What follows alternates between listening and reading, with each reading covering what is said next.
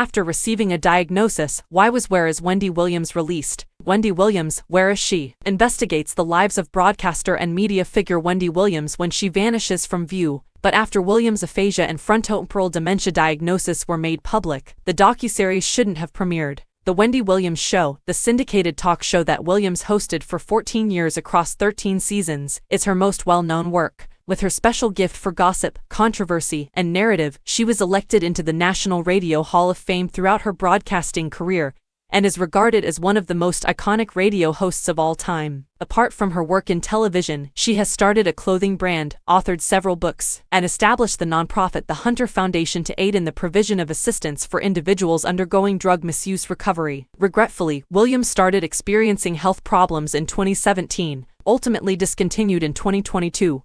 Her show had several hiatuses. Williams had mostly disappeared from the public eye at this point, and rumors that her bank accounts had been frozen and that a temporary financial guardianship had been granted raised questions about her health. She made references to a new TV series and podcast, but nothing of those endeavors materialized. Naturally, fans couldn't wait for Where is Wendy Williams to eventually reveal the host's activities during her hiatus from the spotlight. Still, viewers are left wondering why the docuseries was ever aired in the first place, as it takes an exploitative turn. Why is Wendy Williams not there? Never ought never have been broadcast. When will Wendy Williams be there? When filming first began, the plan was to follow the broadcaster as she hinted at the upcoming release of her new podcast, The Wendy Experience, and followed her career resurgence. Williams made an Instagram account and a website for the show, but it never took off. Producers ultimately decided to focus on Williams' health as a result. Williams' unpredictable behavior, substance usage, strained connection with her son, and occasions when she seemed confused and aggressive worried producers during the filming process. Rather than abandoning the project,